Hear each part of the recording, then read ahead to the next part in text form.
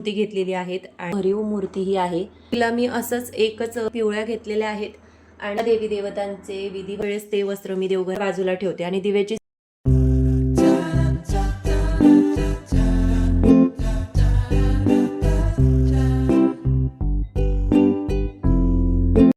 नमस्कार, श्री स्वामी समर्थ. मी अश्विनी. स्वागत आहे सर्वांचं आजच्या एका नवीन ब्लॉगमध्ये.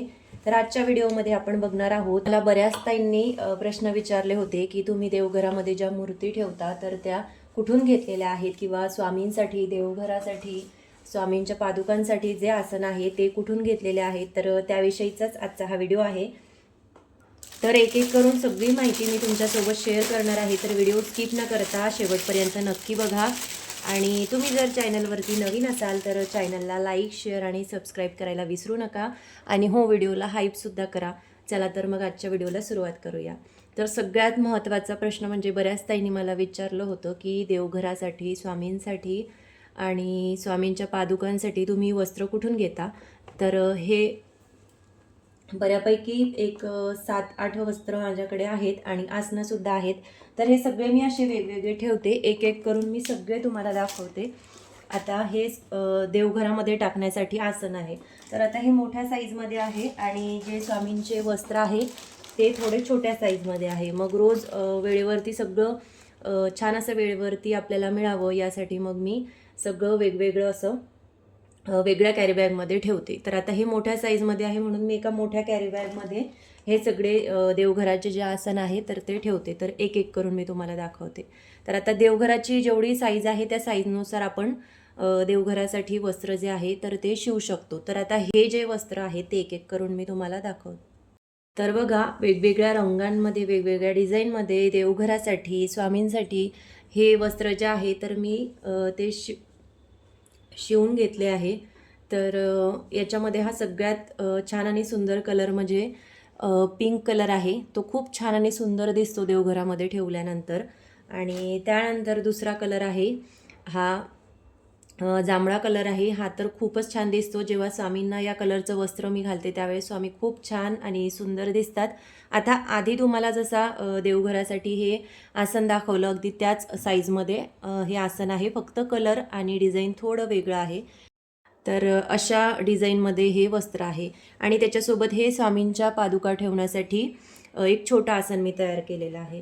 तर हे सगळं अशाच प्रकारे मी रोज ठेवते. म्हणजे खाली देवघराचं जे आसन आहे ते ठेवते, देवघरामध्ये जे वस्त्र टाकायचं आहे ते, आणि त्याच्यावरती स्वामींच्या पादुकांसाठी जे आसन आहे ते ठेवते. म्हणजे रोज काय होतं, देवपूजा करताना बरोबर या आसनासोबत हे आसनसुद्धा व्यवस्थित आपल्याला मिळतं. तर हे व्हाईट कलरमध्ये आहे. हे मी ज्यावेळेस सोमवार असेल किंवा श्रावण महिना असेल तर त्यावेळेस टाकते. आता याच्यामध्ये आणखीन एक पूर्ण व्हाईट कलरमध्ये शिवायचं आहे मला. तर ते सुद्धा मी लवकरच घेईल. पण आता सध्या हे आहे म्हणून मग मी घेतलेलं नाही. तर आणखीन एक कलर आहे हे. तर ह्या कलरमध्ये मी जेव्हा हे वस्त्र देवघरासाठी शिवलं होतं तर त्याचा व्हिडिओ मी तुमच्यासोबत शेअर केलेला होता. तुम्हाला जर तो बघायचा असेल तर चॅनलवरती जाऊन नक्की बघा. तर हे सुद्धा मी छानपैकी एक शिवून घेतलेलं आहे आणि त्याच्यासोबत हे स्वामींच्या पादुकांसाठी आसन. तर असं प्रत्येक असं सेट करून मी इथे एका कॅरीबॅगमध्ये ठेवते, जेणेकरून मग रोज मला वेळेवरती तो घ्यायला सोपा पडतो. आणि हे सगळ्यात पहिलं आणि सगळ्यात आवडीचा कलर माझा हा खूप छान आहे.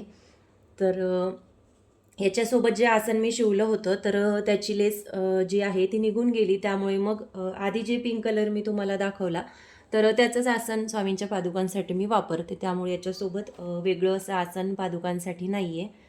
तर त्यासोबत आणखीन एक कलर हा म्हणजे ऑरेंज कलर. तर हा मी गुरुवारी किंवा मंगळवारी किंवा कधीतरी एखाद्या विशेष दिवशी टाकते.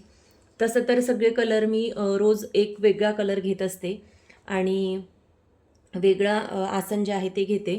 पण एखाद्या वेळेस बाहेरगावी कुठं जायचं असेल किंवा घरी कोणी येणार असेल तर घाईगडबडमध्ये मग मी आधीचे जे वस्त्र आहे तर बऱ्याच वेळेस ते वस्त्र मी देवघरामध्ये टाकते. तर हा एक कलर आहे, हा येलो कलरमध्ये आहे. खूप छान आणि सुंदर दिसतो. हा सुद्धा मी कधीतरी मंगळवारी किंवा मग गुरुवारी, शुक्रवारी असा टाकते. खूप छान आणि सुंदर. आता व्हिडिओमध्ये आणि प्रत्यक्ष पाहण्यामध्ये खूप फरक आहे. प्रत्यक्षामध्ये हा कलर खूप छान आणि सुंदर दिसतो आणि पिवळा कलर तर स्वामींना खूप असा उठून दिसतो, त्यामुळे हा सुद्धा मी बऱ्याच वेळेस टाकते. आता पिवळ्या कलरमध्ये सुद्धा 1-2 शेड वेगळे येतात, तर ते सुद्धा मला घ्यायचे आहेत. कारण नेहमी नेहमी एकच एक कलर टाकण्यापेक्षा त्याच शेडमध्ये थोडा वेगळा कलर असला की खूप छान वाटतं, म्हणून म्हटलं आता एक आणखीन वेगळा घ्यावा. तर हे त्याच्यासोबत आसन आहे स्वामींच्या पादुकांसाठी. तर हे सगळं मी असं एकावर एक ठेवून सगळे एका कॅरी बॅगमध्ये ठेवते, जेणेकरून मग सगळ्या घड्या व्यवस्थित एकावरती एक बसतात. आणि मला जर एखादा कलर हवा असेल तर बरोबर मी हे काढते, किंवा आसनं आणि देवघरातील जे वस्त्र आहे तर ते व्यवस्थित आपल्या हाताला लागतात. त्यामुळे मग मी असं घड्या घालून सगळं व्यवस्थित ठेवते आणि अशा मोठ्या कॅरी बॅगमध्ये ते ठेवते, जेणेकरून मग वेळेवरती मला ते मिळतं. आणि सगळ्या घड्या व्यवस्थित घालून ठेवल्या ना की काही झुरळ वगैरे झाले तर मग ते जास्तीचे होत नाही किंवा लगेच आपल्याला दिसून येतात. आपले देवघराचं जे सामान आहे ते फार काही खराब होत नाही. तर तसं तर देवघराचं सगळं सामान जे आहे ते मी शुक्रवारी किंवा मग आठवड्यातून एकदा कधीतरी ठरवते की हे स्वच्छ करून घ्यायचं. कलर मी घेते आणि आता आपण देवपूजेला सुरुवात करूया. तर ह्यासोबतच बऱ्याच जणींनी मला हे सुद्धा विचारलं होतं की स्वामींसाठी वस्त्र कुठून घेते किंवा देवघरातील ज्या मूर्त्या आहेत तर त्यासुद्धा कुठून घेतलेल्या आहेत. तर ते सुद्धा मी तुम्हाला एक एक करून सांगणारच आहे. तर चला आता व्हिडिओला आपण सुरुवात करूया.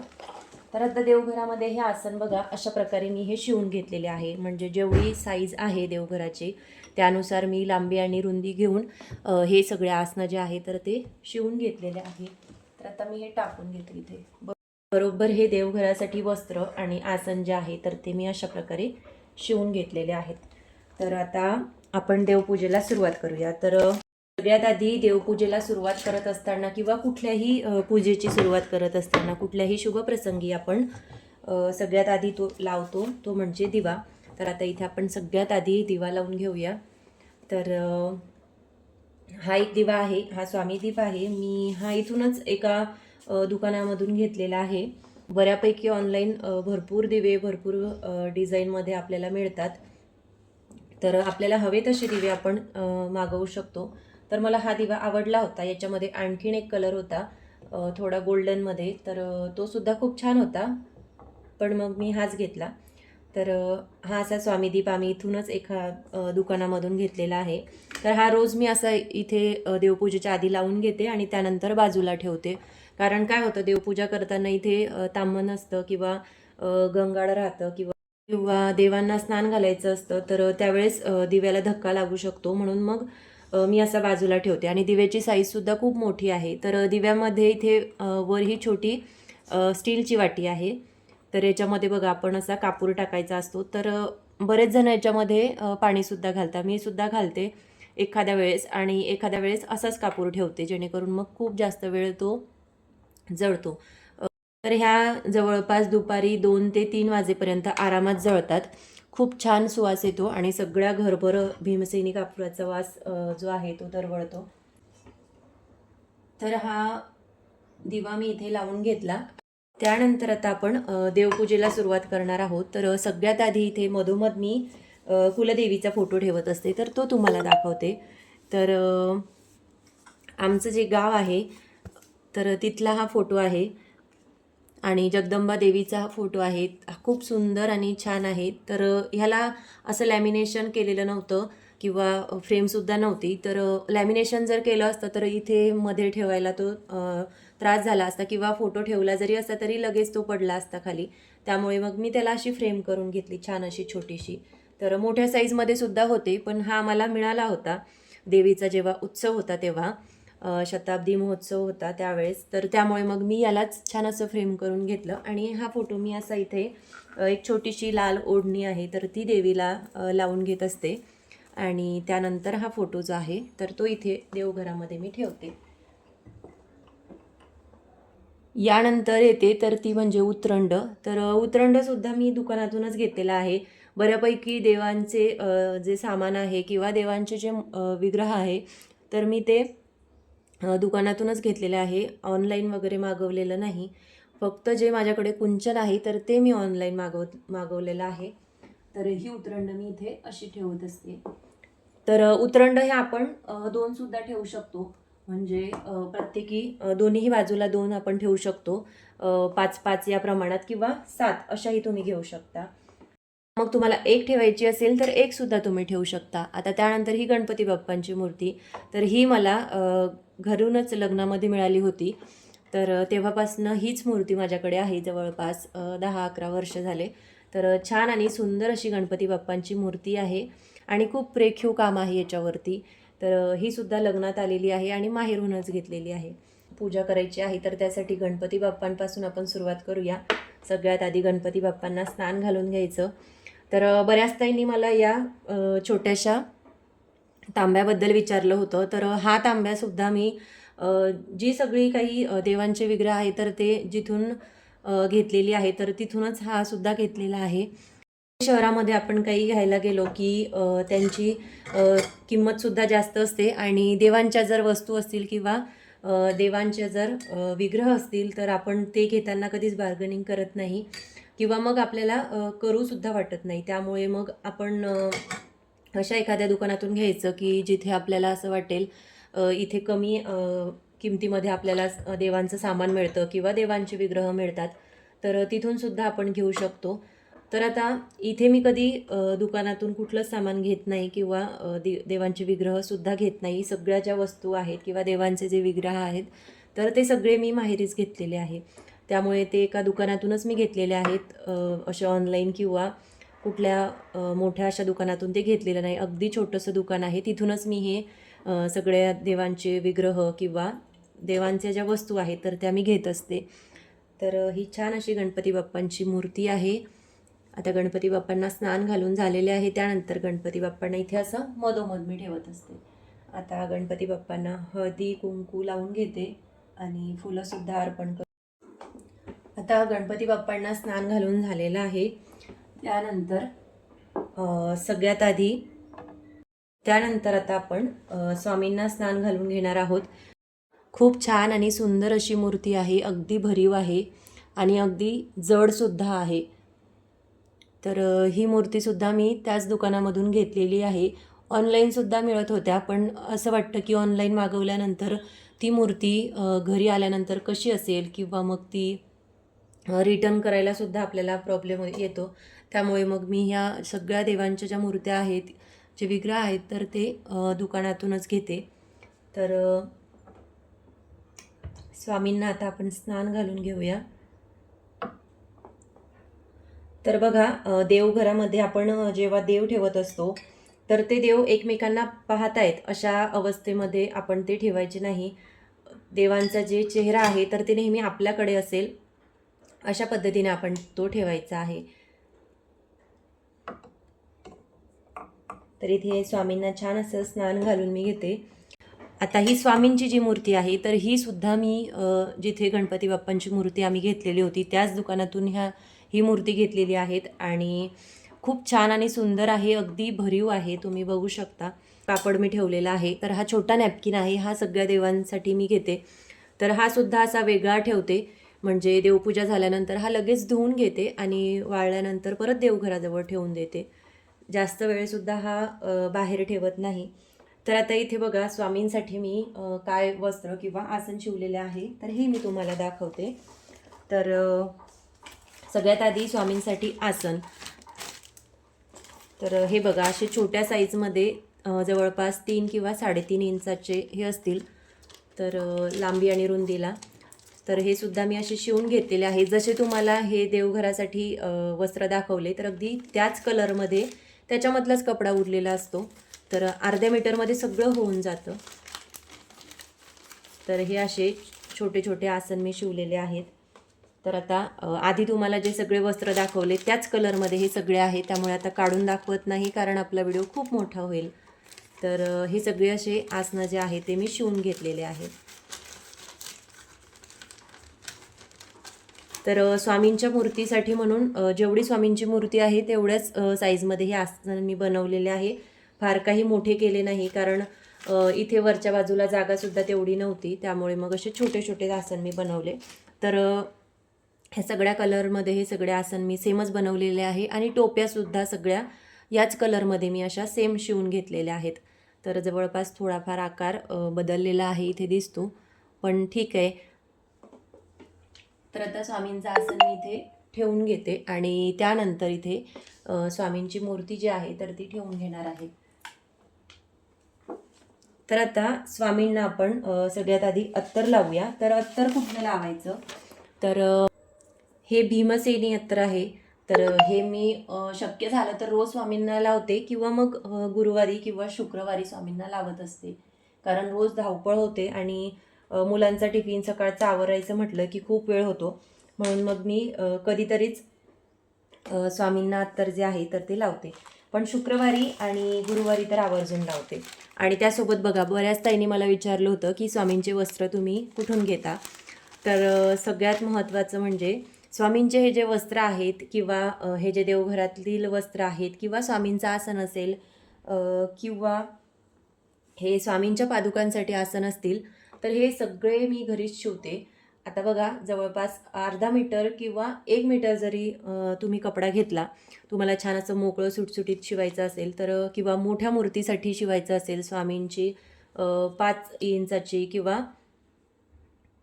त्यापेक्षा मोठी मूर्ती तुमच्याकडे असेल, तर तुम्ही मोठ्या प्रमाणात सुद्धा म्हणजे 1 मीटर कपडा घेऊन त्याच्यामध्ये सुद्धा हे आसनं किंवा वस्त्र जे आहे तर ते शिवू शकता.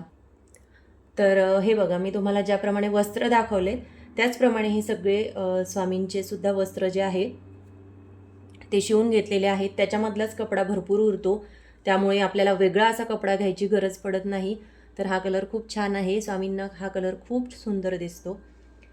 तर त्यासोबत हा एक कलर आहे आणि हा सगळ्यात पहिला स्वामींसाठी हे वस्त्र स्वामींसाठी सगळ्यात पहिलं मी शिवलं होतं. तर हे साईजला थोडं छोटं झालेलं आहे.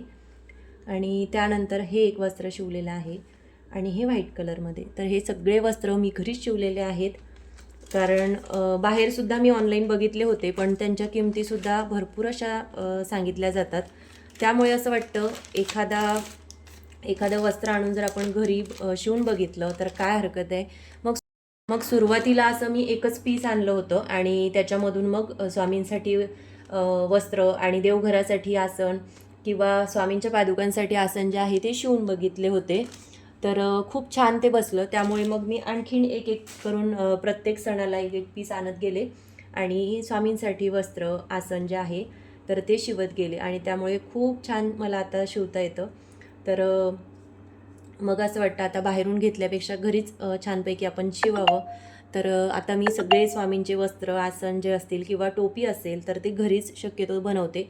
आता टोप्या मला फारशा व्यवस्थित येत नाही. आता सगळ्या टोप्या ज्या आहेत त्या मी अशाच शिवलेल्या आहे, पण एकच टोपी आहे की सगळ्यात पहिलं जे आसन मी बनवलं होतं तर त्याच्यामधली ही टोपी आहे. तर बघा, ही जी स्वामींची टोपी आहे तर ही मी घरीच तयार केलेली आहे. याला मी ग्लू गननी सगळं चिटकवून घेतलं होतं आणि ही सगळ्यात पहिली आहे, त्यामुळे थोडंफार याची फिनिशिंग व्यवस्थित नाही आलेली एवढी. पण त्यानंतर मग मी सगळ्या ज्या आहे त्या साध्याच टोप्या बनवल्या.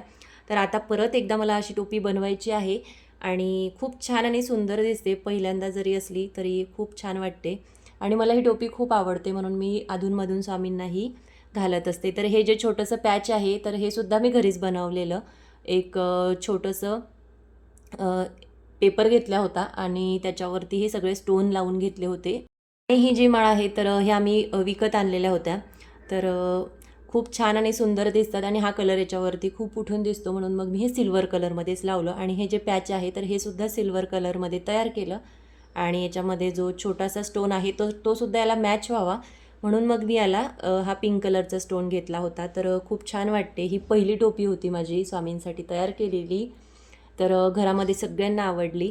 आणि त्यानंतर आता मला अशीच एक आणखीन टोपी तयार करायची आहे, तर तीसुद्धा मी लवकरच तयार करेल. आणि तुम्हाला जर याविषयीचा व्हिडिओ बघायचा असेल तर मला नक्कीच कमेंट करून सांगा, मी तुमच्यासोबत नक्की तो शेअर करेल. तर आता एक एक करून मी तुम्हाला सगळ्या देवांची जे विग्रह आहेत तर ते दाखवते. तर त्याआधी बघा, इथे स्वामींसाठी हे छान असं वस्त्र मी इथे मॅचिंग असं शिवलेलं होतं, तर हे आपण स्वामींना घालून घेऊया. आणि त्यानंतर जी आता भरपूर ताईंनी माळ वगैरे स्वामींसाठी घेतलेली आहे, तर ती मला सुद्धा घ्यायची होती. मी बऱ्याच ठिकाणी बघितलं, पण असं होतं की फक्त एकच माळ जर आपण घ्यायला गेलो तर ते शिपिंग खूप जास्त सांगितली जाते, त्यामुळे मग बघा माझ्याकडे एक असा छोटासा रुद्राक्ष होता, तर आणि हे मोती होते, तर त्याचीच मी घरी माळ तयार केली होती. आता शेवटी आपला भाव महत्त्वाचा आहे, त्यामुळे मी एकदम साध्या पद्धतीने स्वामींसाठी ही माळ तयार केली. आणि ही टोपीसुद्धा आता आपण स्वामींना घालून घेऊया. तर बघा स्वामींची मूर्ती किती छान दिसते. आता स्वामींना अष्टगंध लावून घेते. आता यानंतर लक्ष्मीनारायणांचा सुद्धा फोटो आपल्या घरामध्ये असावा असं म्हटलं जातं. तर हा फोटो जो आहे तो मी केंद्रातून घेतलेला आहे. आणि केंद्रामध्ये सगळ्या प्रकारचे फोटो किंवा देवांची ज्या मूर्त्या आहेत तर ते मिळतात. पण मी आता बऱ्यापैकी सगळ्या मूर्त्या ज्या आहेत तर त्या माहेरी गेल्यानंतर जेव्हा केव्हा मला काही घ्यायचं असेल तर ते मी तिथूनच घेते. तर आता हे बघा, हे गजांत लक्ष्मी आहे. याविषयी बऱ्याच ताईने मला विचारलं होतं. तर खरंच खूप छान आणि सुंदर भरीव असे हे गजांत लक्ष्मी आहेत. आणि यांचं काम बघू शकता किती छान आणि रेखीव आहे. आणि यांना हे जे डोळे बनवलेले आहे तर हे मी घरीच ॲक्रेलिक कलरनी बनवलेले आहे. त्यामुळे आणखीनच ह्या ज्या मूर्त्या आहेत ते खूप छान आणि सुंदर अशा दिसतात.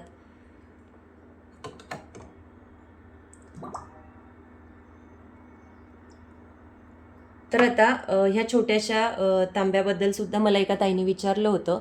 तर ह्या सगळ्या मूर्त्या मी जिथून घेते तर त्याच दुकानावरून हा तांब्यासुद्धा मी घेतला होता. आणि काय झालं, हा नवीन नाही आहे, हे जुना आहे खूप. त्यामुळे जसे मोडीमध्ये टाकतात तर तसा हा टाकलेला होता. आणि मी सहजच याच्याकडे बघितलं तर मला हा खूप आवडला, याचा आकार खूप आवडला. त्यामुळे मग मी हा घेतला. आणि त्यानंतर हा खूप खराब झालेला होता. मग याला छानपैकी घासून घेतला आणि घासल्यानंतर आता रोज याला मी वापरामध्ये घेते. कारण तसंच जर पडू दिलं की मग भांडी जी आहे ती काळी पडायला लागतात आणि काही वेळानंतर घासायलासुद्धा ते जड जातात. त्यामुळे मग मी हा तांब्या जो आहे तो रोज वापरामध्ये घेते. देवांसाठी जे आपण पाणी तांब्यामध्ये ठेवतो किंवा छोट्याशा ग्लासमध्ये ठेवतो तर त्यासाठी मी हा तांब्या वापरते. किंवा मग कधीतरी देवांना नैवेद्य वगैरे दाखवायचा असेल तर तेव्हा वेगळा असा छान तांब्या जो आहे तर मी तो देवांसमोर ठेवते. तर असा हा एक छोटासा तांब्या माझ्याकडे आहे. आणि याचा आकार जो आहे तो खरंच खूप वेगळा आणि खूप सुंदर आहे.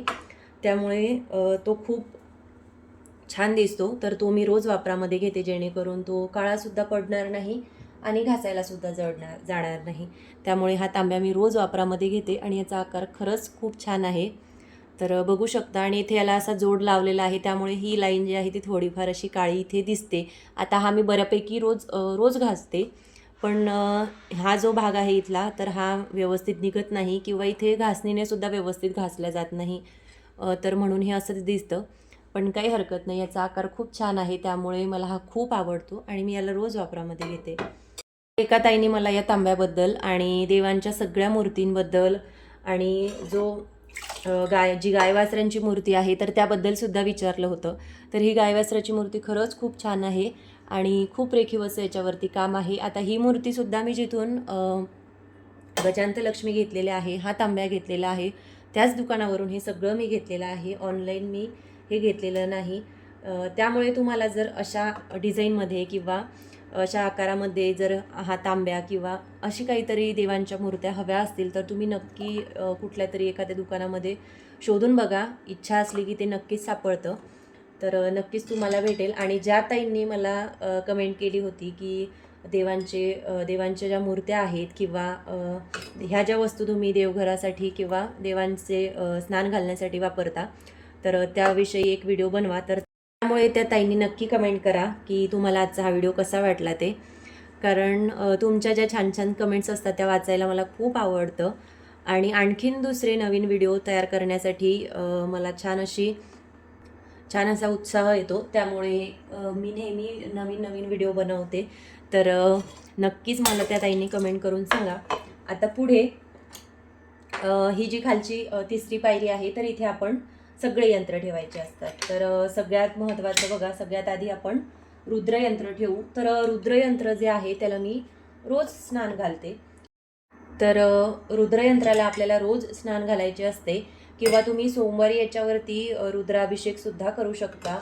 जे आपलं रुद्राध्याय आहे ते पठण करून आपण रुद्रयंत्रावरती पंचामृताने किंवा फक्त शुद्ध जलाने सुद्धा स्नान घालून घेऊ शकतो.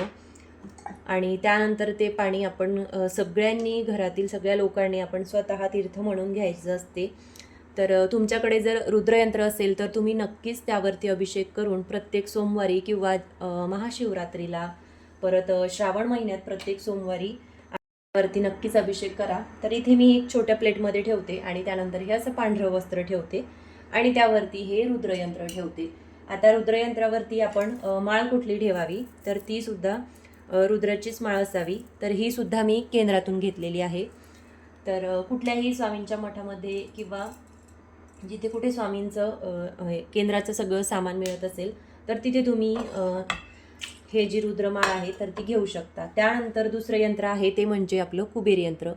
तर कुबेर यंत्रसुद्धा आपल्या देवघरामध्ये आवर्जून असावं.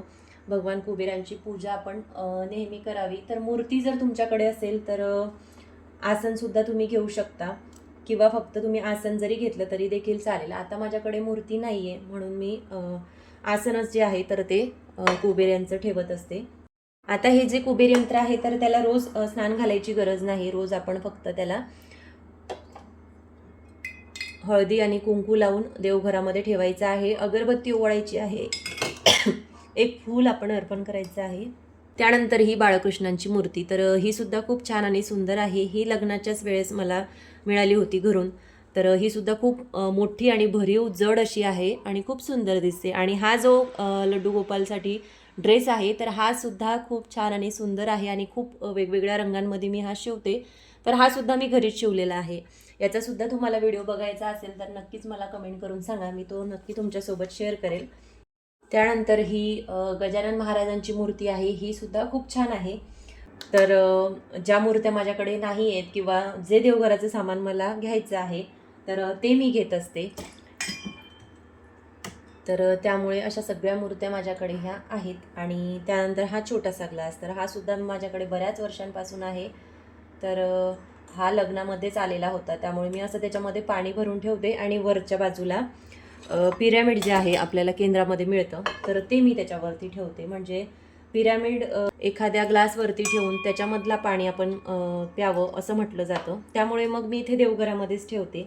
हा शंख जो आहे तर हा मी इथून स्वामींच्या केंद्रामधून घेतलेला आहे. इथे जवळच स्वामींचं छान असं केंद्र आहे तर तिथून मी हा शंख जो आहे तो घेतला होता. तर यालासुद्धा घेऊन जवळपास 1 वर्ष झालं असेल बहुतेक. तर खूप छान आणि सुंदर आहे. हे शंखसुद्धा तुम्हाला मोठ्या प्रमाणामध्ये मिळू शकतात, पण मी छोट्या साईजमध्येच घेतला आहे.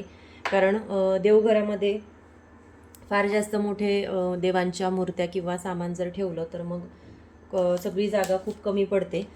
त्यामुळे मग मी असं छोट्या साईजमध्ये घेतलेला आहे. आणि याच्यामध्ये मी पाणी भरून ठेवते. तर हा वेगळा तांब्या मी एक भरून घेते पाणी भरण्यासाठी, म्हणजे तांब्यामध्ये, ग्लासमध्ये आणि शंखामध्ये पाणी भरण्यासाठी.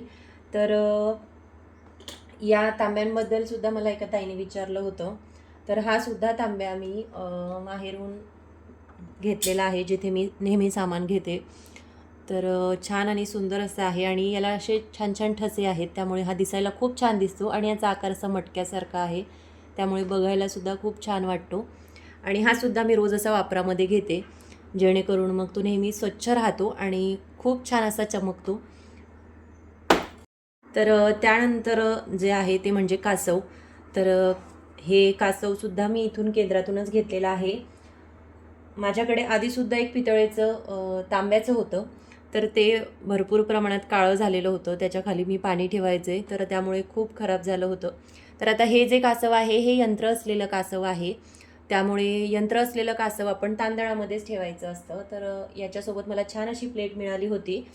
तर त्या प्लेटमध्ये तांदूळ टाकून किंवा मग आपण पिवळ्या वस्त्रामध्ये सुद्धा हे कासव जे आहे ते ठेवू शकतो. त्यानंतर आपलं यंत्र, तर हे श्रीयंत्र आहे. आणि श्रीयंत्राला रोज आपण हळदी, कुंकू, अक्षता लावून घ्यायच्या असतात.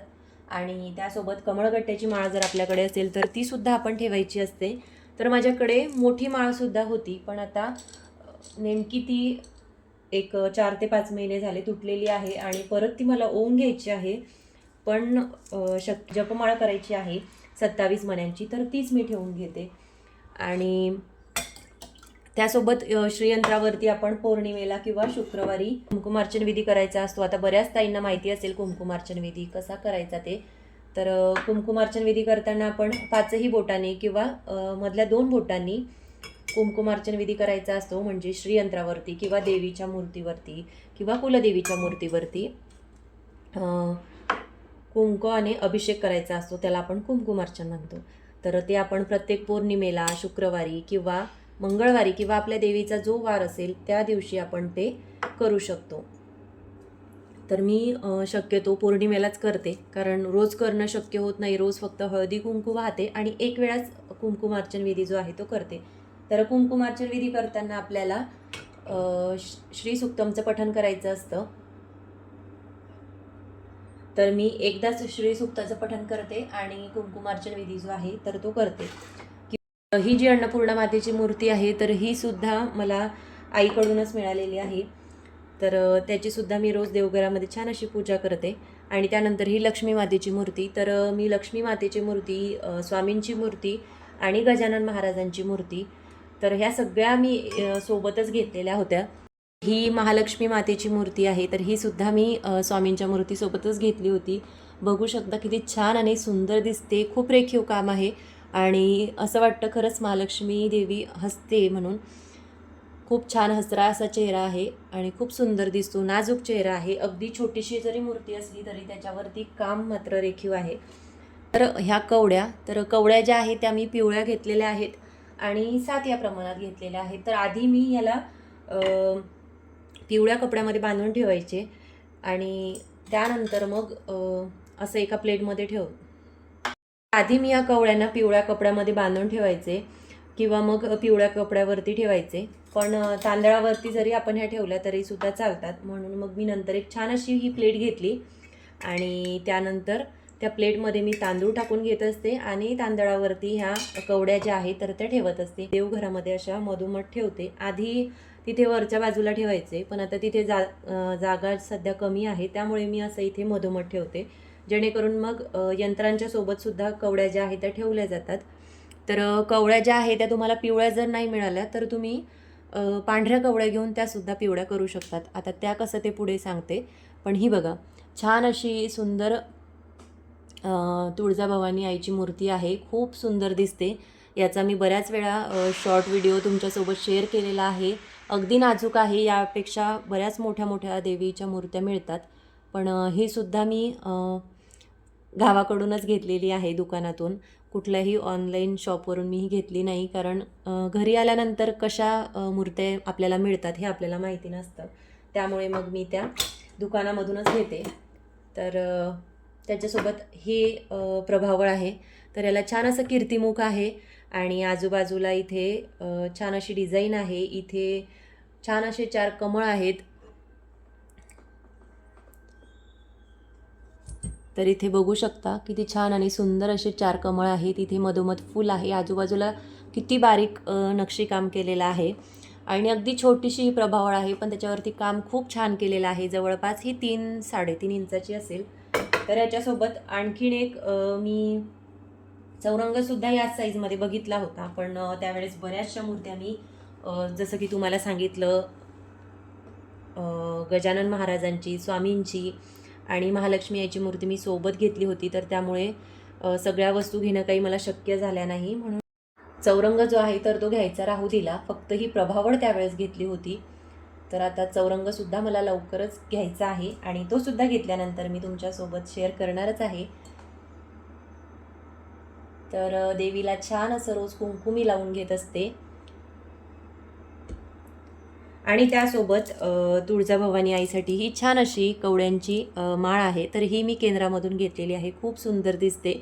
आणि काय होतं, जेव्हा ही प्रभावळ माझ्याकडे नव्हती तर देवीला म्हणजे ही जी माळ आहे तर ती देवीला घालता येत नव्हती, पण आता छानपैकी घालता येते, कारण ही प्रभावळ आहे आणि त्याच्यामध्ये मागच्या साईडला ही माळ व्यवस्थित अडकल्या जाते. आणि जशी आपण मंदिरामध्ये प्रत्यक्षात बघतो सगळ्या माळी घातलेल्या असतात तर त्या अशाच मागच्या साईडला असतात. खूप सुंदर दिसतात. तर मी सुद्धा अशी घालते आणि तुम्ही बघू शकता किती छान आणि सुंदर अशी मूर्ती दिसते. ही छान अशी महादेवांची पिंड आहे. तर ही सुद्धा मी ह्याच मूर्ती जिथे घेतलेल्या आहेत ना तिथेच घेतलेली आहे.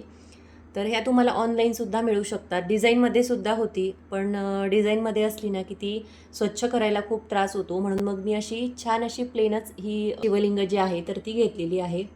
खूप छान आणि सुंदर दिसते. खूप भरीव आहे, तुम्ही बघू शकता खालच्या बाजूने खूप भरीव अशी ही शिवलिंग आहे. तर खूप सुंदर दिसते.